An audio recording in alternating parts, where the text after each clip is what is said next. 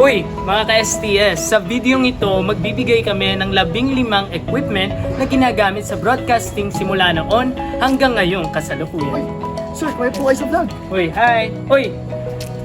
Evolution is the only constant thing dito sa ating mundo. And us media scholars, we heavily rely sa mga equipments para ma-fulfill ang aming duty. Di ba? To disseminate information, to make awareness to the public, and to create publicity materials, hindi ba?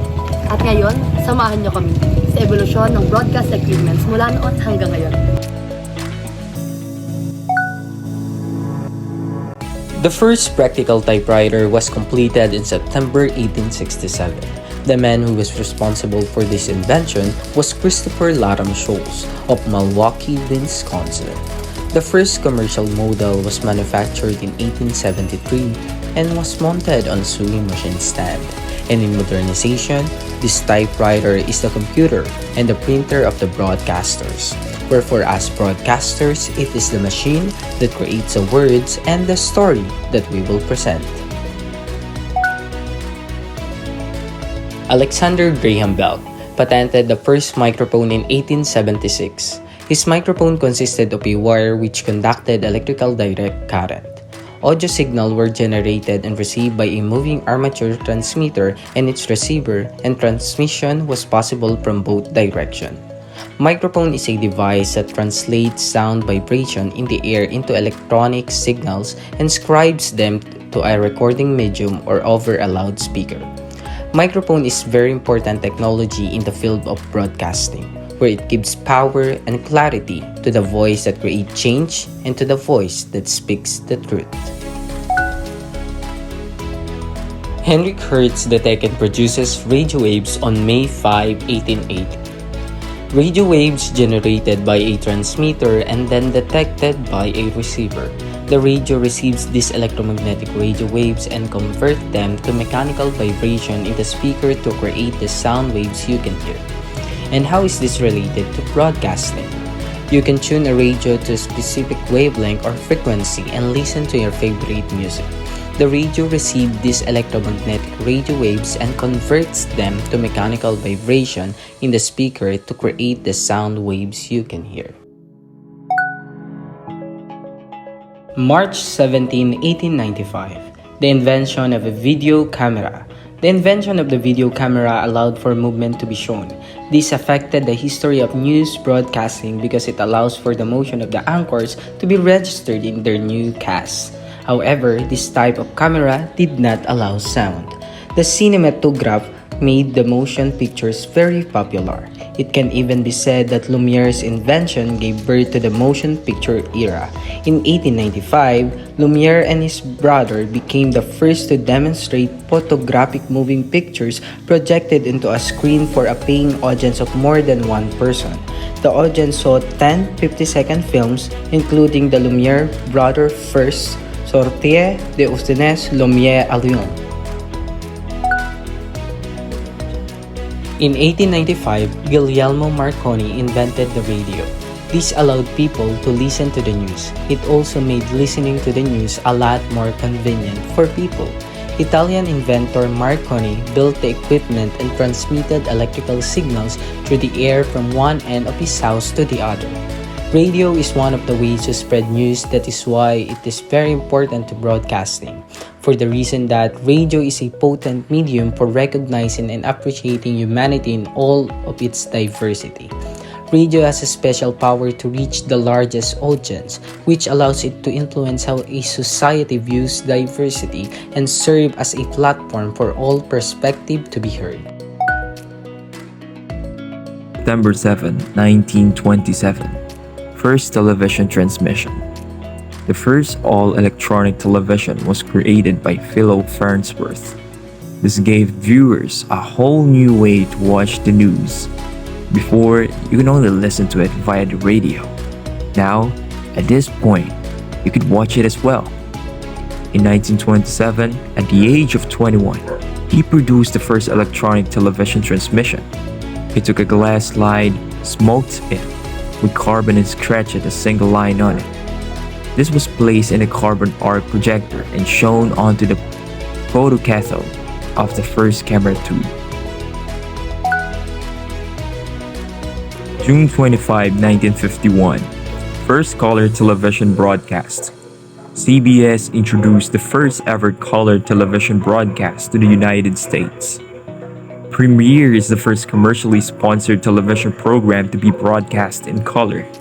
The program is a variety show which aired as a special presentation on June 25, 1951 on a 5-city network hookup of Columbia Broadcasting System television stations. Its airing was an initial step in CBC's brief and successful campaign to gain public acceptance of its field sequential method of color broadcasting, which had recently been approved by the Federal Communications Commissions, or FCC, as the first color television broadcasting standard for the United States. Hua Ken Sieng, born 29 June 1974, is regarded in Malaysia as the inventor of USB flash drive. In an interview with the Star, the CEO of Phison Electronic Corp, based in Taiwan, claims to have incorporated the world's first single-chip USB flash drive. July 16, 1975. Invention of digital camera.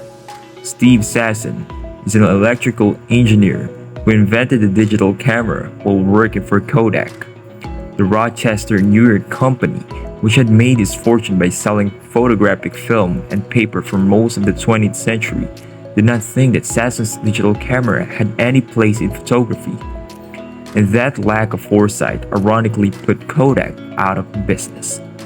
It is related to broadcasting because this is one of the most important necessities, especially when recording and making general media. And now, let's head on over to July 1, 1976, the invention of the personal computer. The personal computer industry truly began in 1977 with the introduction of these pre-assembled mass-produced personal computers, the Apple Computer Incorporated, now Apple Inc., Apple II, and the Tandy Radio Shack TRS-80 and the Commodore Business Machines Personal Electronic Transactor, or PET. These machines use 8-bit microprocessors and possess rather limited memory capacity, the ability to address a given quantity of data held in memory storage. But because personal computers were much less expensive than mainframe computers, they could be purchased by individuals, small and medium-sized businesses, and primarily in secondary schools. A personal computer is basically the life and soul of production.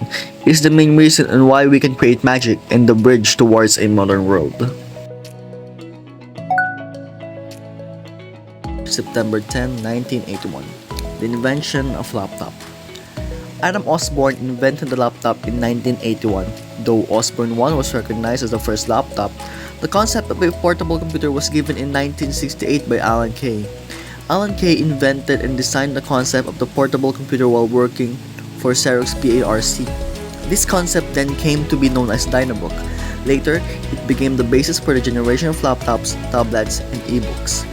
Kay envisioned revolutionizing the education system by bringing forth Dynabook as an educational platform and research on mobile learning. A laptop is necessary for broadcasting, especially when you are on the road, and it provides flexibility when you are working for the media. And now, for 1982, we have the camcorder.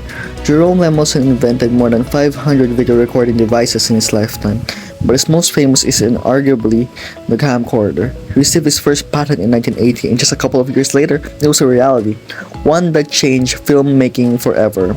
The camcorders we see today are very different from early models. When the devices first were made, there were no USB ports or handheld devices. Instead, motion picture was a recorder on a cassette tapes used primarily for television broadcasting. Soon enough, though, the camcorder became a product for the masses, just like the Portapak in 1982. In 1982, JVC and Sony officially announced the creation of the camera recorder, or camcorder. A camcorder is like a sister of the digital camera. It is a more innovative and advanced version of the digital camera.